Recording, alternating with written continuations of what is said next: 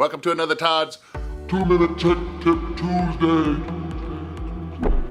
Brought to you by the National RV Training Academy, the only academy that gives you the credentials to become a certified tech and/or certified inspector. On this week's tip, let's go ahead and summarize how to de-winterize your RV. All right, so now we covered the roof, we've covered the water heater. Now, let's get into the slide out seals and maybe even some of the suspension. Ready to go ahead and get your slides out. What's been going on all that time? Got some cold air, got some rain, some snow, everything else, dirt. And what we want to do is go ahead and put a UV protectant around our slides. So when your slides are out, fully extended, get yourself an A-frame ladder, okay? And you want to get yourself a good UV protectant. Two types out there. You can just get a dry silicone, or you can get some dry protectant that's actually PTFE, which is just the generic brand for Teflon. Now, when I say dry, make sure it does say dry. What it is, dry is the propellant, right? Not dry is the propellant. But when we say dry, we're saying that it's not going to be butane. Butane is oily just like propane, right? Oil attracts dirt. We want a non-dirt attracting propellant with our lubrication. We can actually do it in two steps. You want to go ahead and get a good spray on those slides, wipe it down, and then maybe a light spray again. You want to get the dirt off that's already there. Whether you do that by using the lubrication first and then spraying, or maybe getting a wet towel, wiping all the dirt off.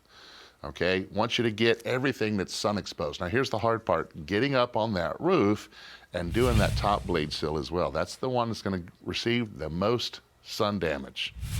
All right, so we're going to take this dry silicone, we're going to take care of our seals.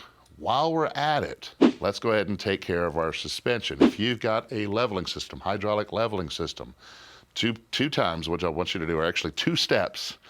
Get you a nice clean towel, and I want you to clean the shaft, get all the dirt off, then come back with a dry silicone or PTFE and go ahead and spray around it lightly. Don't overspray it. So fully extend out your legs if you can, clean those, spray it.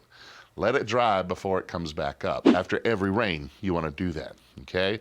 Now, if you don't have hydraulic leveling system, it's still good to go ahead and spray that dry silicone in the operating mechanisms of your feet, your legs, whichever you have. You got legs or feet, one of those two, spray them. Do that each time after it rains, you'll be a happy camper. Not endorsed. And there's your tech tip. If you want to be able to fix the majority of the problems on your rig, well, let's say you want to open up a business, become a certified inspector or a certified RV technician, head over to our website at NRVTA.com, click on programs, and get started today. Got some rain, got some snow, some hail. That's when you get snow and hail, you get sail all over your roof. That's not good for anyone. Why am I saying all this? Well, because you're not RVing right in the first place. So, that's all I got. Seals. Slide out seals. Here we go. Why the hell you actually leaving your RV out there all alone by itself? It's been crying for you for months. Where's my owner? Where's my owner? Right? Whenever you're ready. There seems to be confusion on whose shirt's whose in my house. So this shirt's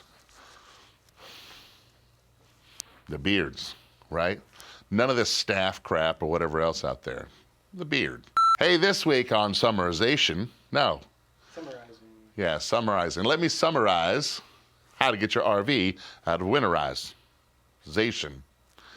Yeah. Let me summarize your winterized RV. Oh, there we go. I like that one. Nice. All right. So this time, not endorsed. Not endorsed. I don't know if not a sponsor.